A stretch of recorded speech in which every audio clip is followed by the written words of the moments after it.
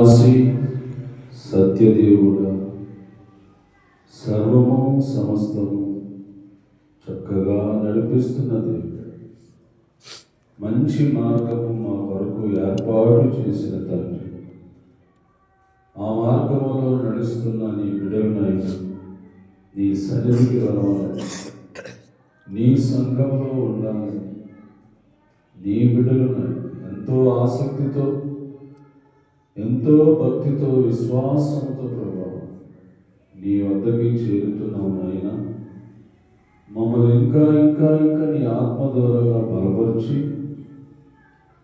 నీ కార్యములు ఘనముగా గొప్పగా జరిగించు నాయనా. మేము అల్పులమే, అయోగ్యులమే ప్రభావం, మాకు అన్నీ తెలుసని మేము ఎప్పుడూ గర్వించలేదు తండ్రి. ఏదైనా నీ వాక్యము తెలియపరిస్తేనే అది బోధిస్తున్నాము, కానీ మా సొంత మాటలు ఎప్పుడు మేమేం చెప్పలేదు నాయన. అలాగే ఇంకా ఇంకా ముందు కాలము, సమయము అంతా మాకు, మా బిడ్డలకి, మా కుటుంబాలకి ప్రయోజనకరముగా, దీవెనకరముగా తండ్రి మీరే మాకు సహాయం చేసి ఆదివారం పరిశుద్ధ దినం ప్రతి ఒక్కరూ ఆరాధించాలని నీ వాక్యములో రాసి ఉంది కదా నాయన. అలా ఆరాధించడానికి వస్తున్న బిడ్డలందరినీ అభిషేకించి దీవించి ఆశీర్వదించు. ఈ కార్యక్రమం ప్రారంభం నుండి ముగింపు వరకు మీ స్వాధీనంలో జరుగునట్లుగా సహాయం చేయమని మా ప్రభువైన యేసుక్రీస్తు నామములో అడిగి ప్రార్థన చేస్తున్నాను తండ్రి. ఆమేన్.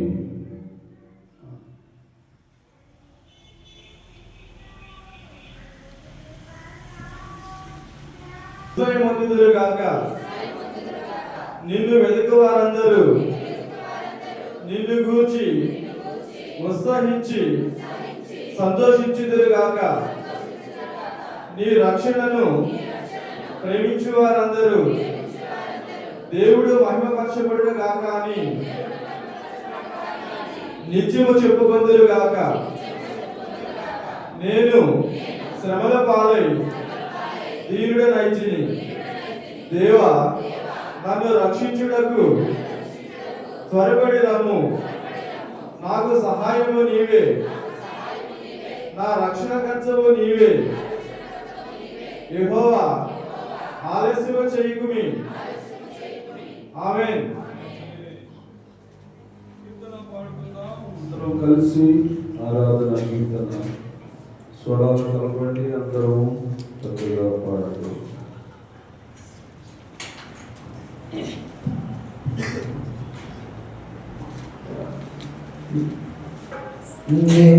నేనెందుకని నీ సొత్తుగా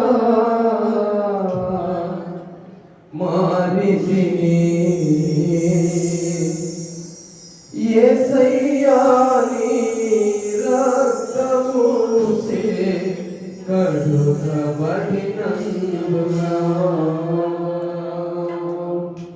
నేనెందుకని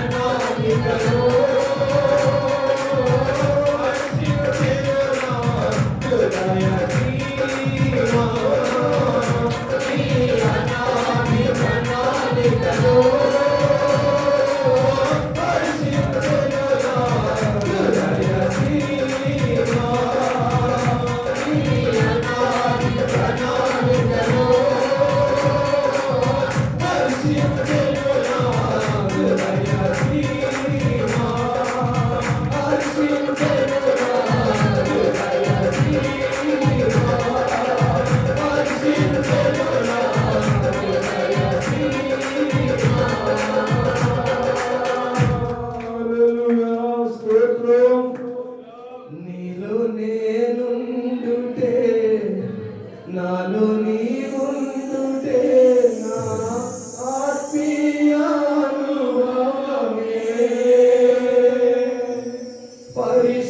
పరిశుద్ధాత్ముని అభిషేకముతోనే పరిపూర్ణత పొందేదా ఆహా నా ధన్యత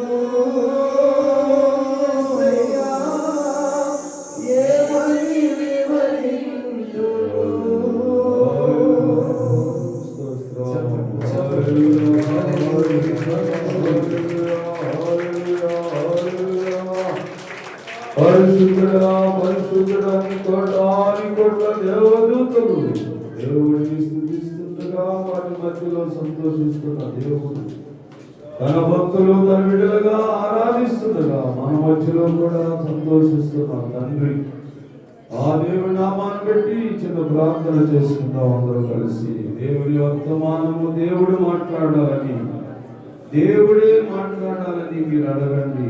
మనుషుల మాటలు కాదు నాయన, నీ మాట మాకు మేలు అని అడగండి దేవుడిని. హల్లెలూయా స్తోత్రం తండ్రి. మమ్మల్ని స్వీకరగా ప్రేమించుచుంటూ మమ్మల్ని రక్షించిన దేవుడా నీకు వందనాలు ప్రభువా. ఈ దినం పరిశుద్ధ దినాన్ని వల్ల మాకు ఇచ్చావు, నీ ఘననామాన్ని పెట్టి స్తుతించే భాగ్యం మాకు ఇచ్చావు. ఇదంతా నీవు ఇచ్చిన గొప్ప గొప్ప గొప్ప ధన్యత నేను నమ్ముతున్నాను ప్రభువా. ఇంతవరకు పాటలు పాడి కనిపించిన బిడ్డలందరూ దీవించండి. వాక్యమైన దేవుడా ఇప్పుడు మాతో మీరు మాట్లాడమని యేసు నామమున అడుగుచున్నాను తండ్రి, ఆమేన్. కూర్చోండి.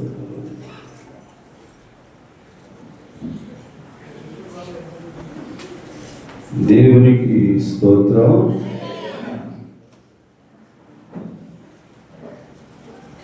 ప్రభునందు ప్రియమైన దేవుని బిడ్డలారా,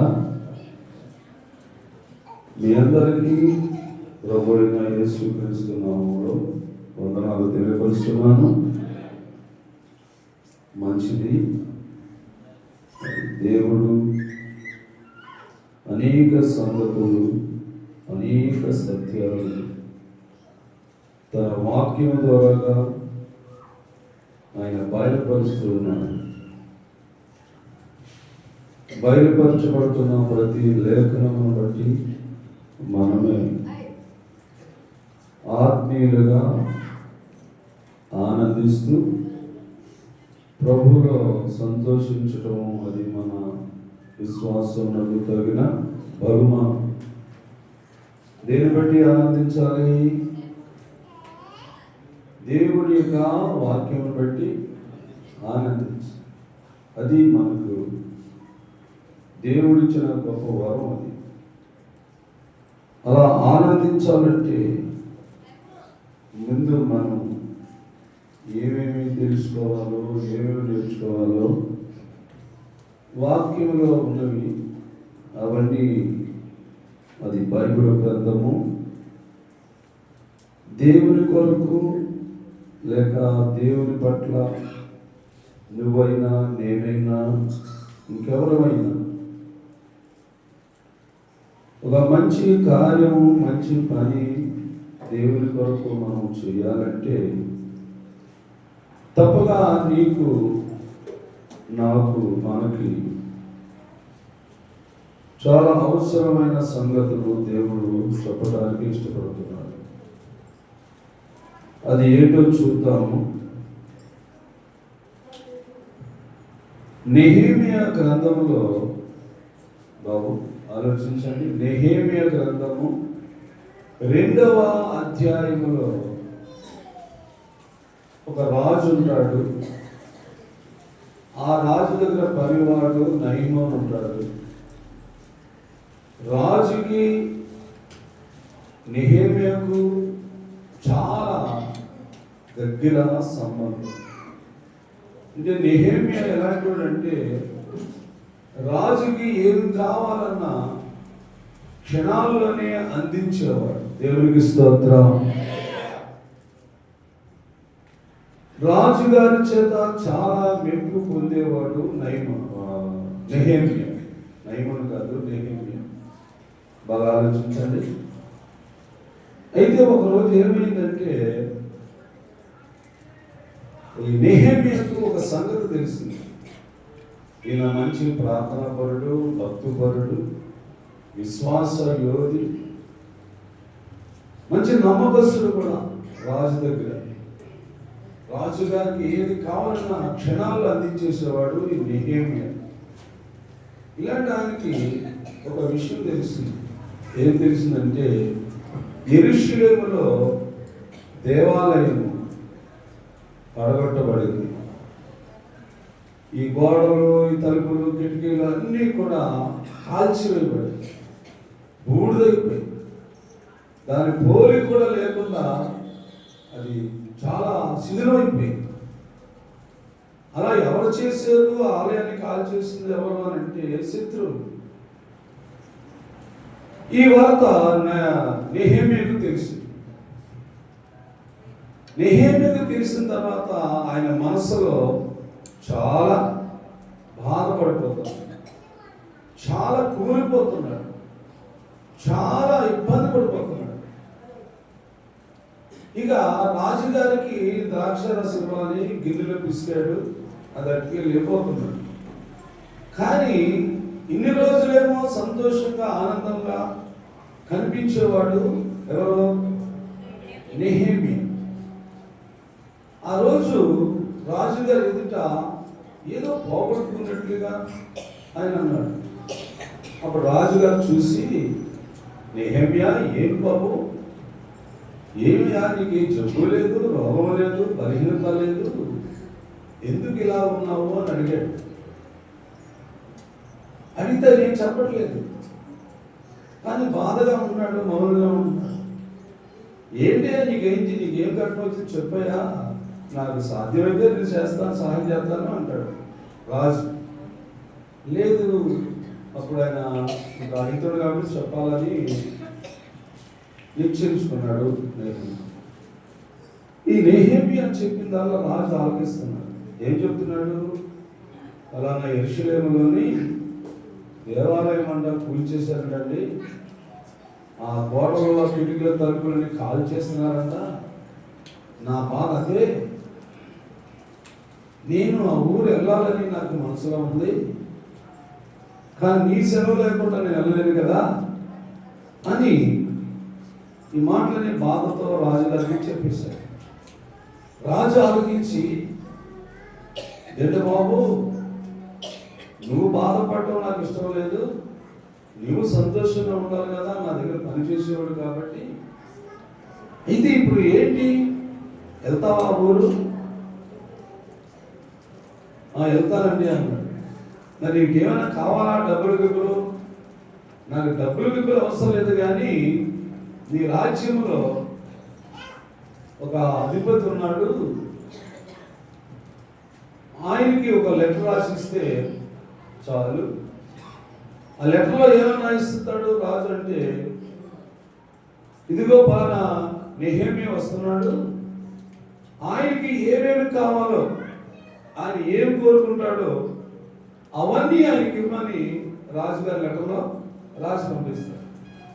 ఆ లెటర్ ఆయన దగ్గరికి వెళ్తుంది, ఆయన చూస్తాడు. రాజుగారు కదా మొదటి పంపించాడు, సరే.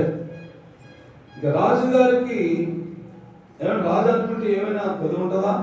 ఉండదు. ఏదైనా ఎవరైనా చేస్తారు. ఏమండి, మన భాషలో చెప్పాలంటే, ఈ రాజుగారి దగ్గర ఉన్న ఈ ప్రధానమంత్రి లేక అధికారి ఎవరంటే ఫారెస్ట్ తోటకి అధికారి అనమాట. ఫారెస్ట్ తోటకి అధికారి అనమాట.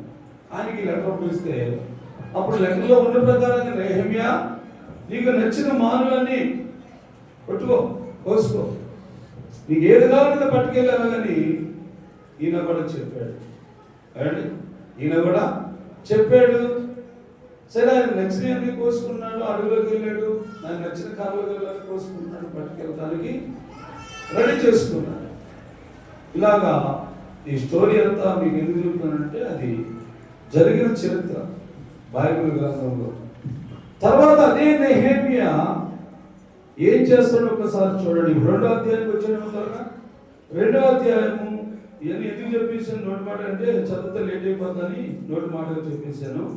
ఇప్పుడు బైబిల్లో ఒక చిన్న మాట మనం చదువుదాం. అదే మాట చదువుతారు. 18వ వచనం చూడండి ఒకసారి. ఇదిగాక నాకు సహాయము చేయు కరుణా హస్తమును గూర్చి. చూసారా, రాజుగారు సెలవిచ్చిన మాటలని చెప్పి తిని, అందుకు వారు మనము కట్టుటకు. ఏం కట్టుటకు? యెరూషలేములో కూలిపోయిన దేవాలయం, యెరూషలేములో పడగొట్టబడిన దేవాలయం, యెరూషలేములో కాల్చివేయబడిన ఆ గోడలు అన్ని మరలా మనము కట్టుదాం. దీనికి ఎవరు సహాయం చేశారంటాడు ఆయన? ఏమా? దేవుని కరుణాస్తము సహాయం. రాజుగారు కానీ, ఆ తర్వాత ఫారెస్ట్ అధికారి కానీ ఎవరైనా సరే నాకు సహాయపడ్డారు అంటే అది ఎవరి వల్ల జరిగింది కార్యము? దేవుని వలన. దేవుడు వాళ్ళ మనసును ప్రేరేపిస్తే నాకు సహాయము చేశారు.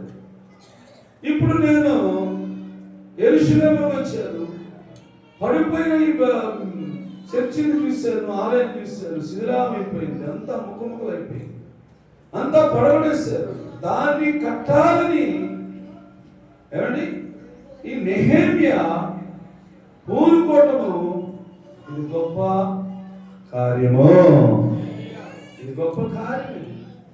ఎందుకంటే దేవుని యొక్క దేవాలయము, దేవుని యొక్క మందిరము పడిపోయినదైనా కూలిపోయినదైనా మళ్ళా తిరిగి కట్టాలంటే చాలా ఖర్చుతో కూడినది. అయినప్పటికీ కూడా రాజుగారిని అడిగి రాజుగారిని సెలవు తీసుకొని ఏమండి ఆ పారస్థాత దగ్గరికి వెళ్ళి ఆ అడవిలోకి వెళ్ళి కర్రల మాను కోసుకొని తెచ్చుకొని చక్కగా మళ్ళా ఆలయం కట్టాలని ఈయన ఒక ఆలోచన విధానం చూడండి. అక్కడ ఏమా చదువు ఇంకా మాట్లాడతామంటని ఈ మంచి కార్యము చేయుటకు దేవునికి స్తోత్రం. ఏం తెచ్చుకోవాలన్నాడు? బలం. ఒక కార్యము దేవుని గురించి జరగాలంటే నీకైనా నాకైనా ఏముండాలా? బలం ఉండాలా. ఏ బలం అది? శారీరక బలం కాదు, లోక సంబంధ బలం కాదు, అది దేవుని యొక్క పరిశుద్ధాత్మ ద్వారాగా వచ్చే బలం. ఇదిగో నెహెమ్యా బలము పొందుకుంది, బలము పుంజుకున్నాడు, బలవంతుడుగా దేవాలయమును కట్టడానికి పూనుకున్నాడు. దేవుడు ఇలాగా బలము బలము బలము పొందుకోవాలంటే ఈరోజు మనము కూడా, లేక ఈనాడు మనము కూడా ఒక దేవుని కొరకు ఒక బలమైన కార్యము, ఒకవేళ దేవుని కొరకే మహిమకరముగా, ఒకవేళ దేవుని కొరకు సాక్షిగా నువ్వైనా నేనైనా ఈ భూమి మీద ఉన్నవారు ఎవరైనా ఉండాలి అంటే నీకు నాకు ఏం కావాలి? దేవుని ఆత్మ బలం. దేవుని ఆత్మ బలం ఉండాలి. ఆత్మ బలం ఉంటేనే దైవ కార్యము చేయగలుగుతాం. ఆత్మ బలం లేకపోతే చేయగలం. నిజంగా దేవుడు బిడ్డారా, ఒకవేళ మనమందరం బలహీనులమే, మనం ఎవరు బలవంతులు కాదు, అంటే ధనవంతులు కూడా కాదు, అంతేనా కదా? బలవంతులు కాదు, ధనవంతులు కాదు, పేదవాడు ఏ పూట కాకుండా కష్టపడుకొని బ్రతుకుతున్నవారు మనం, అవునంటారా కదా? అంటే అవును, ఎవరో ధనవంతులు కాదు, మనం బలహీనులు. ఒక మాట చెప్పాలండి, కానీ దైవ కార్యములు చేయడానికి నిన్ను ఎవరు బలపరిచారు? దేవుడు బలపరిచారు. అందుకు దేవుని పరిచర్య చేయగలుగుతున్నాం. ఎక్కడ చూసినా మన సాక్ష్యం వినబడుతుంది కదండి. ఎక్కడ ఉన్నా సరే దేవుడు మనకు కొంత అవకాశాలు ఇస్తున్నాడు. ఇది మనం బలపడుతూ ఇంకా బలమైన కార్యాలు చేయాలి. అందుకు బైబిల్ గ్రంథంలో కొంతమందిని చూద్దాము. కొంతమందిని చూడండి బాబు. రాజుల మొదటి గ్రంథము 19వ అధ్యాయము 7-8 వచనాలు చదువుతారమ్మా. ఏమండి? యెహోవా దూత రెండవ మారు వచ్చి అతనిని ముట్టి, నీ శక్తికి మించిన ఏముందంట అంటే, ఒక మాట చెప్పాలంటే అప్పుడు ఆ మనుషులు ఎలా ఉన్నాడని? బలహీనుడిగానే ఉన్నట్లు కదండి, బలహీనుడిగానే ఉన్నట్టు. కానీ దేవుని దూత వచ్చి మాట్లాడుతుంది, నువ్వైతే బలహీనుడిగా కనబడుతున్నావు, కానీ ఇప్పుడు నువ్వు బలపడాలి, బలము పొందాలి, నీ శక్తికి మించిన ప్రయాణం ఉంది, నీ శక్తికి మించిన ప్రయాణం ఉంది. అందుకు ఈ మనుషులు ఏం చేయాలి ఇప్పుడు? ఈ మనుషులు ఏమి తినాలి ఇప్పుడు? ఈ మనుషులు ఏం ధరించుకోవాలి ఇప్పుడు అంటే, చదవండి తర్వాత మాట, నీవు లేచి భోజనము చేయమని చెప్పినప్పుడు అతడు లేచి భోజనము చేసి ఆ భోజనము బలము చేత దేవునికి స్తోత్రం. ఏ బలం చేతమ్మా? భోజన బలం. అంటే ఎవరు పెట్టారు అక్కడ ఎవరు మాట్లాడతారని చదువుతున్నారా మీరు? దేవుని దూత మాట్లాడుతుంది, దేవుడి చేత పంపబడిన దూత మాట్లాడుతుందమ్మా. దూత వండి తీసుకొచ్చిందంట నా భోజనము. లేక అక్కడే ఏలియా గాని వండుకున్నాడా? లేదు, ఏలియా వండుకోలేదు. మరి ఎవరు తీసుకొచ్చారు? దేవుడైన యెహోవాయే కాకుల ద్వారాగా ఆహారము తీసుకొచ్చి పెట్టాడు. అప్పటికి ఎలా ఉన్నాడు? ఏలి అంటే బలహీనుడు, ఆకలితో ఉన్నాడు, బాధతో ఉన్నాడు, ఇబ్బందుల్లో ఉన్నాడు. ఇప్పుడు ఈ వ్యక్తిని దేవుడు చూశాడు, చూసి ఇతను నేను బలపరచాలనుకున్నాడు, ఇతనికి బలం ఇవ్వాలనుకున్నాడు. ఈ బలము తర్వాత ఆయనకు శక్తికి మించిన ప్రయాణం కూడా చేయవలసిన వాడు. అందుకు దేవుని బిడ్డలారా, ఈ ఏలియాకు ఆహారము చాలా అవసరమైంది. అది ఏ ఆహారము? మనం వండుకునే ఆహారం కాదండి. దేవుడు ప్రత్యేకముగా సిద్ధపరిచి దేవదూతల ద్వారా మాట్లాడుతూ, ఏమండి, ఇదిగో ఏలియా, నీకు శక్తికి మించిన ప్రయాణం నీ ముందు ఉంది. ఆ ప్రయాణం కొనసాగాలంటే నువ్వు ఆహారము తినాలి. దేవునికి స్తోత్రం. ఈ ఆహారం తినాలి. అప్పుడు లేచాడు, ఆహారం తిన్నాడు, బలం వచ్చింది. అప్పుడు ఏం చేశాడు బాబు? ఆయన 40 రాత్రులు 40 పగలు ప్రయాణం చేసి దేవుని పర్వతమైన హోరేబునకు వచ్చాడు. దేవునికి స్తోత్రం. అందుకే బైబిల్ ఒక మాట ఉంది. యెహెజ్కేలు గ్రంథంలో మనం 3వ అధ్యాయం చదివినప్పుడు ప్రవక్త అయిన యెహెజ్కేలుకి దేవుడు అంటాడు, నరపుత్రుడా, నీకు కనబడిన దాన్ని భక్షించు, ఈ గ్రంథమును భక్షించు అంటే ఆహారముగా తీసుకోంటున్నాడు దేవుడు. చూడండి, అక్కడేమో దేవదూతలు ఏలియాకి ఆహారం పెట్టారు, అవునా? యెహెజ్కేలుకేమో గ్రంథమునే ఆహారంగా భుజించమంటున్నాడు. ఇంకలాగా మనం యోహాను సువార్తలోకి వెళ్తే నా శరీరము నిజమైన ఆహారం అన్నాడు యేసు ప్రభువారు. అంటే ఇవన్నీ కూడా మనము ఆలోచించి గ్రహించాలి. అంటే దేవుడు చెబుతున్న ప్రతి మాట భౌతికంగా చెప్తున్నాడా, ఆత్మీయంగా చెప్తున్నాడా? అంటే ఆత్మీయంగా చెప్తున్నాడు. అందుకే నెహెమీయా అన్నా కూడా ఆయన బలహీనుడే, కానీ దేవుని యొక్క హస్తము ఆయన బలపరిచింది. అందుకు దైవ కార్యము చేయటానికి ఆయన పూనుకున్నాడు. అది ఏం పని చెప్పాడు ఆయన? మంచి కార్యము. మంచి కార్యం అంట. మంచి కార్యాలు ఎవరు చేస్తారు అంటే ఒక దేవుని మాట విన్నవారు, దేవుని యందు నమ్మకం ఉంచిన వారు, దైవ వాక్యమును పూర్తిగా అర్థం చేసుకున్న వారు, వీళ్ళు ఎలాంటి కార్యాలు చేస్తారమ్మా? మంచి కార్యాలు చేస్తారు. అది దేవునికి మహిమే, అది సంఘానికి కూడా సంతోషమే. ఇలా ప్రతి ఒక్కరికి కార్యములు చేసే శక్తి ఎవరిస్తున్నారంటే దేవుడు ఇస్తున్నాడు. దేవుడు ఇస్తున్నాడు. అందుకే మనం కూడా ఆలోచించాలి. ఏమండి, తిమోతికి రాసిన 2వ పత్రిక చూడండి. తిమోతికి రాసిన 2వ పత్రిక ఒక మాట ఉంది అక్కడ. 1వ అధ్యాయం చదవడమా? తిమోతికి రాసిన 2వ పత్రిక 2వ అధ్యాయం 1వ నుంచి చదవండి త్వరగా. నా కుమారుడా, క్రీస్తు యేసునందున కృప చేత దేవునికి స్తోత్రం.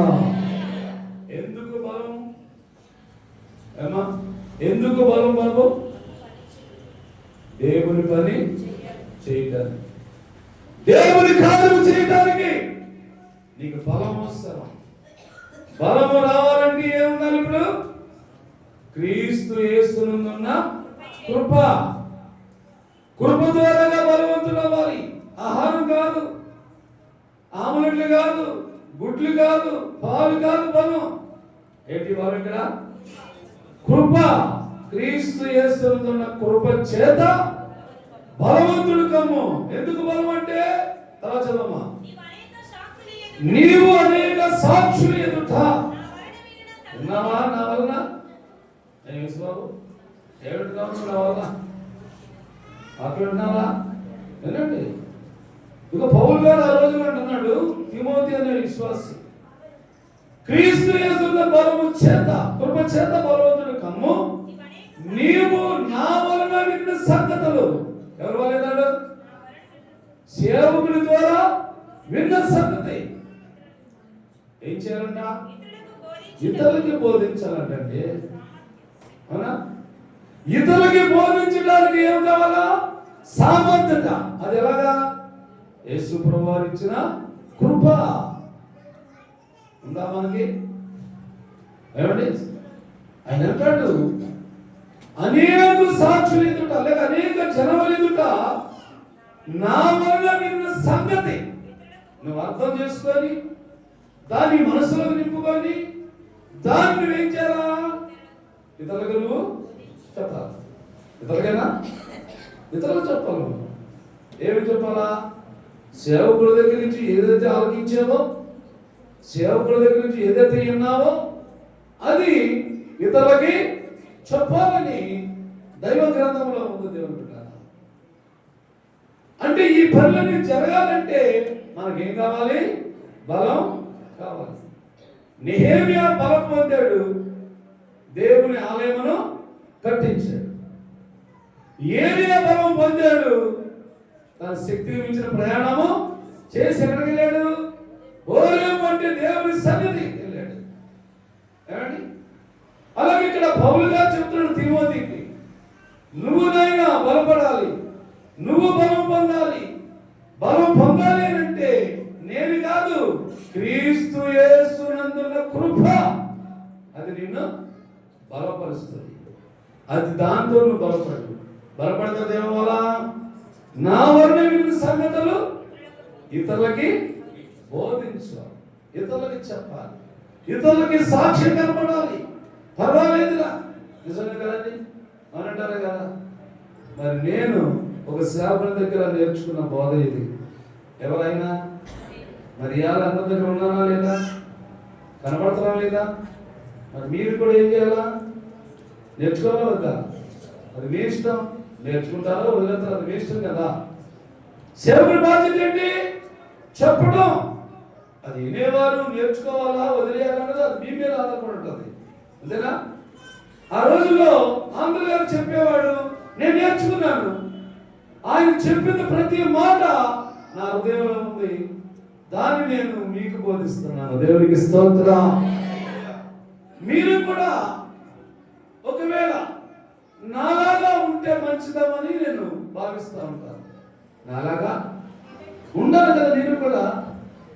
మీరు నేర్పడు కదా, ఏమో ఒకటే కదా.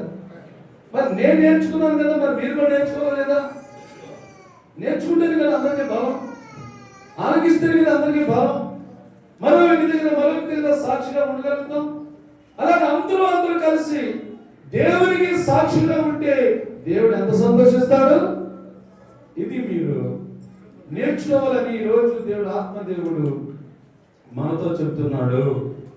అందుకని దైవ గ్రంథంలో ఉన్న మాటలన్నీ కూడా బలముగా శక్తిగా మనకి ఆత్మదేవుడు అనుగ్రహిస్తున్నాడు. కాబట్టి వీటిని మీరు తీసుకోవడానికి ప్రయత్నించండి. ఇంకా చూద్దాం.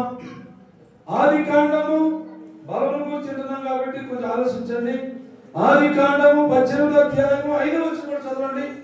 ఆది కాండము కొంచెము ఆహారము తెచ్చిదని ఎవరన్నారు? అబ్రహాము శారా గారిద్దరు భార్యాభర్తలు కొంచెం ఆహారము తెచ్చిదని ఎవరికి? ఎవరితో చెప్తున్నారమ్మా? దేవుని దూతలు వచ్చారు. ఆ దూతలే మళ్ళా దేవుడిగా మారి అక్కడ కనబడ్డాడు. కానీ అబ్రహాం గారు చూశాడు, పరిగెత్తుకు వెళ్ళాడు, వాడు పాదాలు పడ్డాడు. అయ్యలారా, ఈ రోజు మీరు దాటిపోవద్దు, నా ఇంటికి రండి, కాళ్ళు కడుక్కోండి, నీళ్ళు ఇస్తాను, ఈ చెట్టు కింద కూర్చోండి, నేను కొంచెం అన్నము భోజనము తీసుకొస్తాము అంటున్నారు. ఏమండి? ఆ భోజనము దేనికి ఉపయోగపడుతుంది? నీ ప్రాణమును బలపంచుకోండి. దేవుడికి స్తోత్రం. అదే ఈరోజు చెప్తున్నాడు దేవుడు. నేనిచ్చే వాక్యము, నేను చెప్పే మాటలు ఆలకించి బలపడండి, బలము తెచ్చుకోండి. ఎందుకు బలం అంటే నీ ఎదుట అనేక మంది జనాంగం ఉన్నారు. వారి ఎదుట ఎలా ఉండాలి? సాక్షిగా ఉండాలి. అది దేవుడు చెప్తున్న మాట, దైవ నిర్ణయంలో చూస్తున్న మాట. నువ్వైనా నేనైనా మనలో ఎవరైనా సరే బలపడాలన్నదే దేవుని యొక్క ఉద్దేశము. మనందరూ ఇచ్చినవే కదా, చేపలు పట్టుకొని జీవించేవారు. కానీ దేవుడు ఈ విద్య లేని వాళ్ళని, చేపలు పట్టుకొని జీవించే వాళ్ళని ఏమి చేయాలనుకుంటున్నాడు? చెప్పండి గట్టిగా. మనలను బలపరిచి భూదిగంతం నివాసులకు సాక్షులుగా నిలబెట్టుకోవాలని. అది దేవుని ఉద్దేశం. మరి అది మనకు తెలుస్తుందో లేదో అర్థం కావట్లేదు. మనం గ్రహించాలి. మనల్ని ఏం చేయాలనుకుంటాడు దేవుడు? సాక్షులుగా ఈ సమాజంలో, ఈ మనుషుల ఎదుట నువ్వు నిలబడాలని దేవుని యొక్క ఆలోచన. మరి దైవ నిర్ణయము, దేవుని ఆలోచన మనమందరము కలిగి ఉండుటే మనకి గొప్ప భాగ్యము కదా. ఈ దూతలు లేక దేవుడు అబ్రహాం గారు పెట్టిన భోజనం తిన్న తర్వాత వారి ప్రాణాలు ఏమయ్యాడు బాబు? బలపరుచుకున్నారు, నిలబడ్డారు. ఏ పనిగా చేయగలుగుతానని నేను నిశ్చయించుకున్నాను. ఏ కార్యమైనా నేను చేయగలుగుతాను. ఎందుకంటే నాకు దేవుని శక్తి వచ్చింది, నాకు దేవుని బలం వచ్చింది, దేవుని వాక్యం నాలో ఉంది. ఆ వాక్యాన్ని నేను ప్రతి ఒక్కరికి వినిపిస్తానని ఆ గొప్ప ఆలోచన ఆ రోజుల్లో ఆనాడు ప్రజలకు ఉంది దేవుడు. అలాగే యేసుప్రభు కాలంలో కూడా యేసుప్రభును నమ్మిన వారికి ఆయన గొప్ప అవకాశం ఇచ్చాడు. ఈ కార్యం నువ్వు చేయాలి, ఈ పని నువ్వు చేయాలి అని దేవుడు చాలా సందర్భాల్లో చెప్పాడు. అందులో ఒక మాట ఏంటంటే, నమ్మిన వారి వలన ఈ సూచక్రియలు కనబడతాయి అన్నాడు. ఎవరన్నాడు? యేసు ప్రభుని సొంత రక్షకుడుగా నమ్మిన వారు వాళ్ళు ఏం చేస్తారంట? బలమైన కార్యములు చేస్తారని యేసు ప్రభు చెప్పాడు. అంటే ఈరోజు ఈ భూమి మీద ఈ కాలాన్ని బట్టి మనము కూడా దైవ కార్యము చేయాలి, దైవ కార్యముల గురించి ఆలోచించాలి. దేవుని ఇచ్చిన వాక్యాన్ని మన హృదయంలో నింపుకోవాలి. ఆ వాక్యము బలము చేత మనం ఏం చేయాలా? అనేక ఎదుట సాక్షులుగా నిలబడాలి. నీలా నాలాగా అందరము సాక్షులు అయితే ఇక సమాజం మారని ఉంటుందా బాబు? మారిపోతే ఎప్పుడు? రాష్ట్రాలు మారని ఉంటాయా? మారిపోతే ఎప్పుడు? ఎందుకంటే నమ్మిన వాళ్ళందరూ సాక్షులు కదా. నమ్మిన వాళ్ళందరూ దేవుడు చేసిన కార్యం చెప్తున్నారు. వాళ్ళు ఆలోచించిన వారు ఏం చేస్తారు? ఇక ఆలోచించరా? ఏంటి ఎందుకు ఇలా చేశాడంట దేవుడు? ఏంటి బాబుకి ఇలా చేశాడంట దేవుడు? మరి మనకి కూడా చేస్తారు కదా అని మిగతా వాళ్ళు కూడా మారటానికి అవకాశం ఉంటుంది. దేవుడు ఉంటారా? దేవుడు నీకు నాకు బలాన్నిచ్చి, బలపరిచి, శక్తినిచ్చి, ఏమండి జ్ఞానమునిచ్చి, తన వాక్యముని నోట ఉంచి నిన్ను నన్ను మనందరినీ కూడా ముందుకు నడిపించడానికి ఇష్టపడుతున్నాడు. నడండి. ఏమే నడిచాడు కదండి, ముందుకు పరిగెత్తాడు. ఎంత దూరము దేవుడు నడమంటాడో అంత దూరం నడుస్తున్నట్లుగా ఏలియా గారు కూడా భోజనం చేసి ఆ భోజన బలం చేత నడిచెళ్ళాడు. ఆ కొండలను కలుసుకున్నాడు. అక్కడ అది ఓరేవు అంటే దేవుడు నివసించే స్థలం. అక్కడికి వెళ్ళిపోయాడు. అనందరూ కూడా ఏమండి భూలోకంలో ఉన్నప్పుడు జరిగిన కార్యాలు ఇవన్నీ అది బైబిల్ గ్రంథంలో రాయబడ్డాయి. ఇప్పుడు అన్ని మనం చదువుకుంటున్నాం. బలపడుతున్నారు, బలం పొందుతున్నారు. అంటే బలము దేని వల్ల వస్తుందమ్మా? ఇప్పుడు చెప్పండి. దేవుడు పెట్టిన ఆహారమై అది తింటేనే బలం. లేదు మీ భార్య లేదు మీ అమ్మ వండింటిని తింటే బలీయమైపోతున్నాం. కాదు. ఇప్పుడు నువ్వు బలపడాలి అంటే, నీకు బలము రావాలి అంటే నువ్వేం తినాలి? దేవుడిచ్చే వాక్యం తినాలి. దేవుడిచ్చే కృప నింపబడాలి. దేవుడు అనుగ్రహించే ఆత్మ పొందుకోవాలి. అది నీకు బలం. అప్పుడు కార్యం చేస్తావు. ఎవరు చేయలేని కార్యాలు నువ్వు చేయగలుగుతావు. మరి ఆ రోజు నెహెమ్యా ఆ కూలిపోయిన దేవాలయాన్ని కట్టాడంటే మరి చాలా మంది ఉన్నారు యూదులప్పుడు. కట్టారా వాళ్ళంతా? ఎవరు కట్టలేదు. పడిపోయింది వదిలేశారు. నాకంపని పోయేది. కానీ ఏదో రాష్ట్రంలో ఉన్నా సరే కానీ ఈ నెహెమ్యాకు తెలిసిన వార్తను బట్టి ఈ పని ఏమైనా చేయాలి, నేను ఈ పని నేను చేస్తాను, ఎవరు వచ్చినా రాకపోయినా ఈ పనిలో నేను ఉంటాను, ఎవరు వచ్చినా రాకపోయినా అనుకున్నాడు నెహెమ్యా. ఆ రోజుల్లో వచ్చేసాడు దేవాలయం. ఆయనతో పాటు హెచ్చర కూడా వచ్చాడు. వీళ్ళిద్దరూ ఏకమై పని పూర్తి చేశారండి ఆ రోజు. అంటే ఆ పని ఎలాగైందంటే దేవుని సహాయముతో అయింది. అప్పుడు కూడా చాలా మంది శత్రువులు వచ్చారు. పగలు కడతా ఉంటే రాత్రి పడబడతా ఉంటుంది వాళ్ళు. అది పెద్ద స్టోరీ అనుకుంటారు కదా. ఇలా పగలు కట్టేవాళ్ళండి వాళ్ళు. రాత్రి వచ్చి వాళ్ళు కొమ్మని చూడరు శత్రువులందరూ. ఎలా చూస్తే వాళ్ళు పడిపోయి ఉన్నాయి. ఇదేంట్రా నిన్న కదా కట్టాం గోడలు పడిపోయినాడని మనకి ఆశ్చర్యంగా ఉండేవాడు. ఇలా కాదు, అక్కడ మళ్ళా కొంతమంది నెహెమ్యాకు ఎజ్రాకు సపోర్ట్ చేశారు. నెహెమ్యా, ఎజ్రా, మీరు రాత్రి మొదలు పని ఆపకుండా కట్టేయండి, మేము సపోర్ట్ గమనించండి. ఇక ఎవడు వచ్చినా సరే మేము వేసేద్దాం వారిని అని ఈట్లు బళ్ళలు పెట్టుకొని పక్కన ఉన్నారు. ఇంకెవరు రాకపోయారు. పని పూర్తయిపోయింది. దేవుడు బిడ్డారా, దైవ కార్యాలు జరగాలి.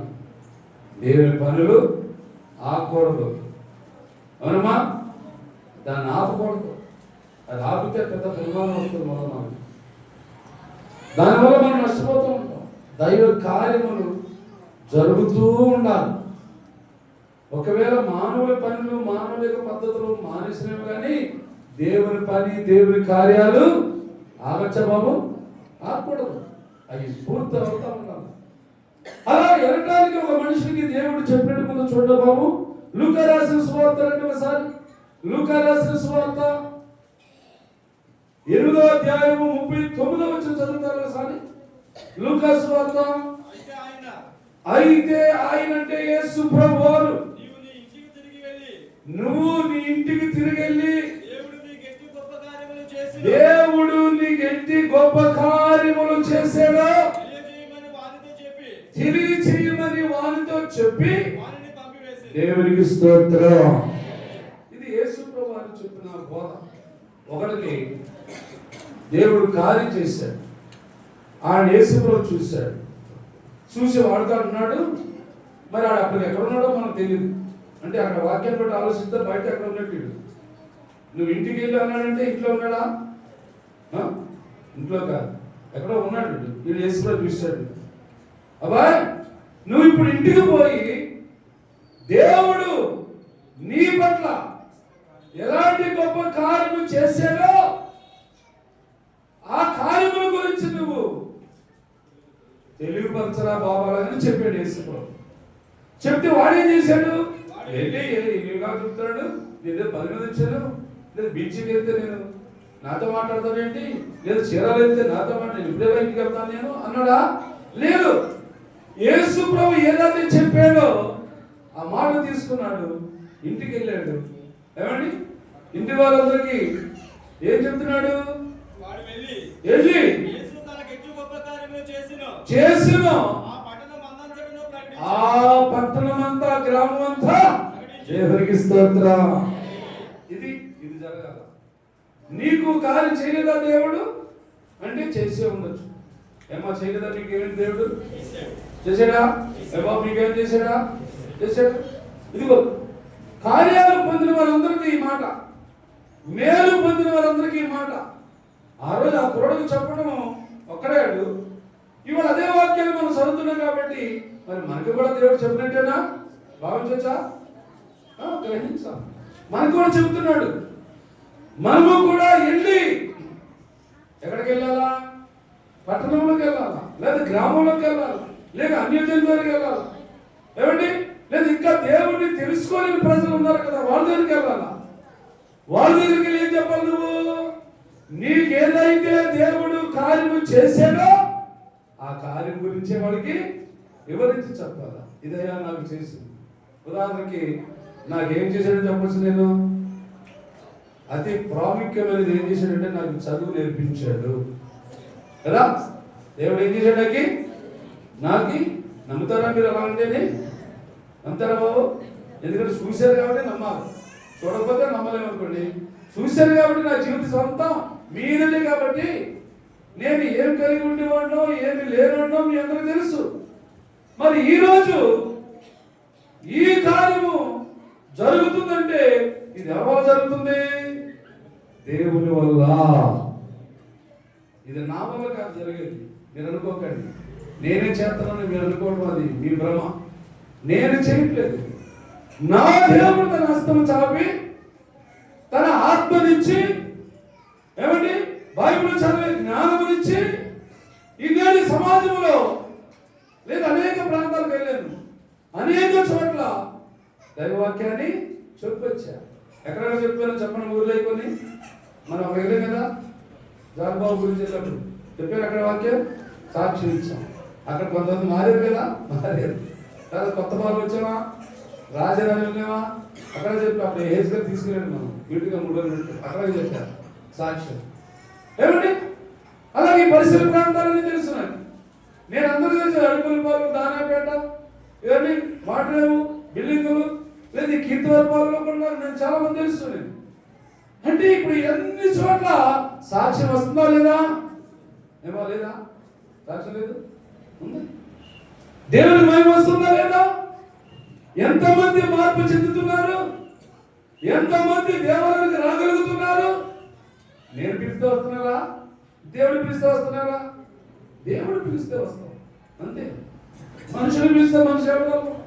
చాలా మంది మనల్ని పిలిచడం లేరా? యేసుబాబు నేను చెప్పారు లేరు. చాలా మంది ఉన్నారు, మనం మాటిరా అంటారు. నేను వెళ్తామా? వెళ్దాం.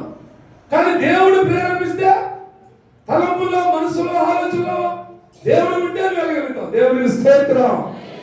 అదే అన్నమాట ఇక్కడ జరిగింది ఈ కార్యం. ఏమండి, ఇలా చెప్తే చాలా మంది వస్తారు. బైబిల్లో చాలా మంది వస్తారు. సమరయ స్త్రీ ఉందండి, ఆమెకు యేసుప్రభువు వారు ఆమె జీవితాన్ని జ్ఞాపకం చేశాడు. ఆమె తప్పనుకోలేదు, కానీ అంటే నేను చేసినవన్నీ నాతో చెప్పాడు కాబట్టి ఇది నేను గ్రహించాలి అనుకుంది. అది మారింది. మార్పు చెంది మీరు అడిగింది సమరయ గ్రామానికి వెళ్ళి ఏమంటుంది అక్కడ, యేసుప్రభువు వారు నేను చేసినవన్నీ నాతో చెప్పాడు. అనుకోండి బాబు, నేను పాపాలు చెప్తే అలా చూపించా, అలా అనొచ్చా అన్నదా? ఏమన్నది మరి? నేను చేసినవన్నీ నాతో చెప్పాడు ఆయన, అది నేను గ్రహించాను, ఇది వాస్తవమే. నేను పాపములో, వ్యభిచారంలో, మూర్ఖత్వములో, అక్రమంలో, అన్యాయంలో ఉండేదాన్ని నేను. కానీ యేసు ప్రభు ఏం చేశాడు? నా మనసును మార్చేశాడు అని ఊర్లోకి వెళ్ళింది. ఊర్లోకి వెళ్ళి ఏం చెప్తుంది? రండి మీరు వచ్చి చూడండి ఒకసారి. నేను చెప్పిన మాటలు కాదు, నేను చెప్తాను, మీరు నమ్మొద్దు, వచ్చి చూడండి ఆయన్ని. ఆయన అక్కడ ఉన్నాడు, బావి దగ్గర ఉన్నాడు. అంటే ఊరు మొత్తం కదిలి వచ్చేసిందండి. ఎవరు చూడటానికి? ఈయన పాపాలన్నీ ఎత్తి చూపించిన యేసయ్యను వచ్చి చూశారు. చూసిన తర్వాత ఏమన్నారు వాళ్ళు? అమ్మాయి, ఇక మీదట నీ మాటను బట్టి కాదు కానీ మా మట్టుకు మేమే యేసు ప్రభువును నమ్ముకుంటాము. ఈ అమ్మాయిని సాక్ష్యం చెప్పబెట్టే ఊరు కదిలిందా లేదా బాబు? ఏమో కదిలిందా? ఊరు కదిలి వచ్చేసిందండి. మరి మనం ఏం చేద్దాం బాబు? ఎంతో కొంత మనం కూడా, మన స్నేహితులు ఉంటారు, మన బంధువులు ఉంటారు, ఇంకా లోక సంబంధంగా ఉన్నవాళ్ళు ఉంటారు. వాళ్ళకి ఒక మాట అయినా చెప్పండి, మంచిది. నీకు మేలది, నీ కుటుంబానికి మేలది, నీ ఇంటికి మేలది, మనకందరికీ మేలు. అందుకని మీరందరూ కూడా ఆలోచించండి. మనమందరం కూడా ఆలోచించి మనం ఏదైనా ఒక మంచి పని చేయాలంటే మనకి ఏం కావాలందు వాక్యంలో? ఏమంటే బలం కావాలి. ఆ బలం దేని ద్వారా కావాలి? యేసు క్రీస్తునందున కృప ద్వారాగా బలం రావాలి. దావీదు అనే వ్యక్తి చిన్న కుర్రాడు, చూడటానికి చాలా చిన్న కుర్రాడు. ఆయన ఏమంటే ఆయన ఏం పొంది వచ్చాడు? సింహాన్ని చించేసాడంట, ఎలుగుబంటిని చించేసాడంట, ఆ రెండింటిని చంపేసి పడేసాడు. తర్వాత ఊర్లోకి వచ్చాడు. ఊర్లోకి వచ్చిన తర్వాత అక్కడ ఒక యుద్ధం జరుగుతుంది. ఆ యుద్ధంలో ఇశ్రాయేలీయులు పారిపోతున్నారు. ఈయన అప్పుడే వచ్చాడు. ఏం జరుగుతుంది అంటే వాళ్ళన్నీ చప్పలేదు కొట్టాడు. మళ్ళా దావీదుని లాగొట్టాడు. సరే కొట్టాడు అలాగని ఈయన ఏం పట్టించుకోలేదు అనుకోండి. తర్వాత చూస్తున్నాడు. చూస్తే ఎదురుకుంటే వాడు కనబడుతుంది, కేకలేస్తున్నాడు. ఎవడాడు? గొలుగొత్తి వీరుడు, పెద్దవాడు, 6 అడుగుల అజారబాబుడు. ఇంకా ఎవరైనా రెండురా ఉంటే అన్నాడు. ఎవరిని? ఇశ్రాయేలు అందరినీ కలిపి పారిపోయిన ఎవరు లేదు, నిలవలేదు, పోయిన ఈ పిల్లవాడు నిలబడ్డాడు. నిలబడి అనుకున్నాడు మనసులోని, నేను అడవిలో సింహాన్ని చంపేశాను, ఎలుగుబండి చంపేశాను, నేను ఆ రెండింటిని చంపడానికి దేవుడు బలం ఇచ్చాడు. ఈడెవడు? సున్నతి లేనివాడు, అంటే ఆరు మనసు లేనివాడు, ఇశ్రాయేలు ప్రజలు తరిమేస్తాడండి అని నిలబడి అనుకుంటున్నాడు. ఈ యుద్ధము యెహోవాది. ఎవరు చెప్పాడు? దేవుడు చెప్తే అప్పుడు ఈ కుర్రాడికి ఏమొచ్చింది? బలము. బలం వచ్చింది. బలము పొందిన ఈ పిల్లవాడు అడిపోయి మనం కాలం మీద కాలంలోకి వెళ్ళాడు. ఈ వాడు ఏరుకున్నాడు. ఏమండి? 4 రాళ్ళు చిక్కులు వేసుకున్నాడు. ఒక రాయ ఒడుసులు వేసుకుని తిప్పుకున్నాడు. ఇలా తిప్పుడు వచ్చి ఏం చేసాడు? అలా ఇసిరేసాడు. ఆ రాయ ఎక్కడికి వెళ్ళింది? ఇక్కడి నుంచి మెదడులోకి వచ్చింది, శరీరంలోకి. ఇక మైండ్ ఖరాబ్ అయింది. పడ్డాడు కింద.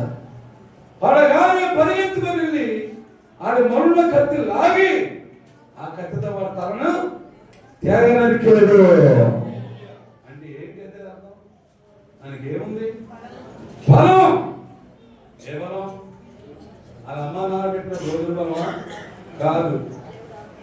దేవుని ఆత్మ, దేవుని కృప, దైవ శక్తి. దేవుడు ఆ బిడ్డను వాడుకొని అక్కడ శత్రువు అనే సాధారణుడిగా ఆ గొల్గోతు వీరుని లేక ఫిలిస్తీయుడిని లేక అన్యుడిని దేవుడే వాడిని నేలపడగొట్టేశాడు. దేవుడు మనం చేయాలి కార్యం. ఏ కార్యం చేయాలా? దైవ కార్యం జరగాలి, దేవుని పని జరగాలి. దేవుని పనికి మనం ఎవరు కూడా ఇబ్బంది పడకూడదు. దేవుని కార్యం ఇది, ఇది దేవుని పని, ఇది దేవుని పరిచర్య. అలాగే చేస్తే మనం బలవంతులుగా ఉంటాము. తర్వాత మన పేర్లు జీవనంలో రాయబడతాం. మార్చదమ్మా పిలుపత్రికలోని. పిలుపత్రిక అవును,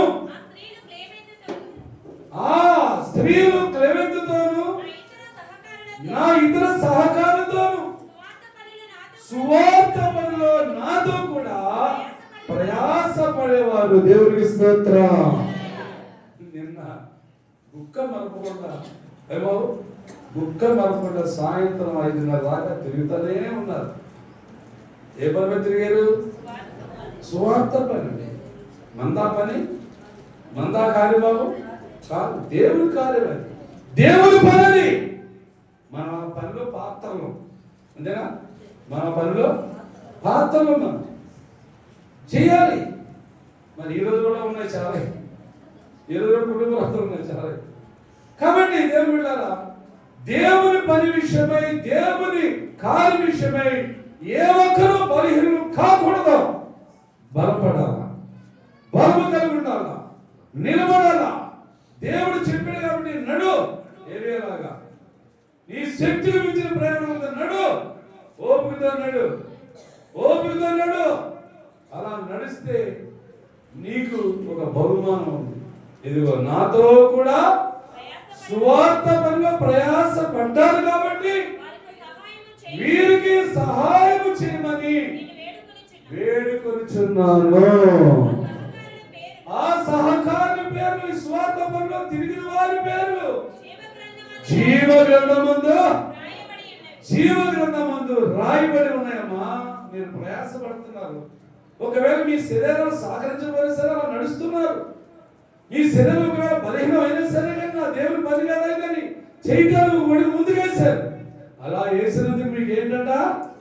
మీ పేర్లు ఎంతమంది నమ్ముతున్నారు? ఎంతమంది నమ్ముతున్నారు? నా పేరు జీవితంలో రాయబడింది. అందుకే నేను సువార్త పని చేశాను, దేవుని సేవలు నడిచాను, నా పేరు జీవితంలో రాయబడింది. అది దేవుని నిరీక్షణ, అది విశ్వాసం, అది నమ్మకం, అది దేవునికి మహిమ, అది నీకు బహుమానం, అది నీకు వరం. ఇది జరగాల. ఈ పని జరిగితే దేవుడు అత్యధికంగా నిన్ను ఆశీర్వదిస్తాడు. ఏలియాను ఆశీర్వదించిన దేవుడు కదండి, నెహెమీయా గారిని ఆశీర్వదించిన దేవుడు. ఏమండి? ఇంకా ఉన్నారు చాలా మంది. అంటే ఇలాగా ఈ గొప్ప కార్యాలు ఎవరు చేయగలుగుతారు? ఈ ఘనమైన కార్యాలు ఎవరు చేయగలుగుతారు అంటే ఒక వాక్యంతో ముగిస్తాను. ఒక వాక్యం చూడమ్మా. దానియేలు గ్రంథము 11వ అధ్యాయము 18 వచ్చి చూడండి బాబు. దానియేలు గ్రంథము 11వ అధ్యాయము 18వ వచనము. అయ్యా జనముల తట్టు త్రిప్పుకొని ఏ చదువుతున్నారు? దానియేలు గ్రంథము 11వ అధ్యాయము 18వ వచనం. అదే చదవండి, ఇంకా చదవండి. అవమానం అధికారి ఆయన మరలా అవమానం ఆయన మీదకి చేయును, రాక తప్పదు. అప్పుడు అతడు దేవునికి స్తోత్రం. వచ్చిన తేడా పడి ఉండొచ్చు. ఏమిటంటే అక్కడ ఉన్నది యెహోవాను అనగా దేవుడిని ఎరిగిన వారు గొప్ప కార్యములు చేయిస్తారు అని ఉంది దాని గ్రంథంలో. ఏమండి? దేవుణ్ణి ఎరిగిన వారు ఎంత వచ్చినది? 30. సరే, నేనే తప్పు చెప్పేది. చదవండి. అందుకతడు చెప్పి అయితే ఈ మాట కావాలి మనకి. ఎవరు ఎరిగిన వారంట? తమ దేవుణ్ణి ఎరిగిన వారు బలము కలిగి గొప్ప కార్యములు దేవునికి స్తోత్రం. ఏమండి? ఇది దానియేలు గ్రంథంలో ఉన్న మాట. 11:32 వచనంలో ఉంది. నేను 18 అనుకున్నాను. ఏమండి? కాబట్టి మనం దేవుని ఎరిగిన వారు, మన ద్వారా ఏం జరగాల? గొప్ప కార్యం జరగాలి. దేవుని ఎరిగిన జనాంగం కదండి, దేవుని ఎరిగిన ప్రజలు కదండి మనం. అందుకు మనమే మన దేవుడు ఏమండి మన యందు ఉన్నాడని, ఆయన కరుణాస్తము చాచి ఉన్నాడని మనమే గట్టిగా నిలబడి దైవ కార్యములు చేయడానికి మనందరినీ సిద్ధపరచునుగాక. ఈ వాక్యమును వినికిడిలో బలపరచునుగాక.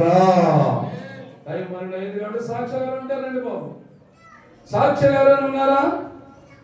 సాక్ష్యం చెప్పేవారు ఎవరు లేరా? అందరూ లేచి నిలబెడదాం. కానుకలు సమర్పణ పాట పాడుకుందాం. అందరూ లేచి నిలబడదాం. భాష లేదు కాబట్టి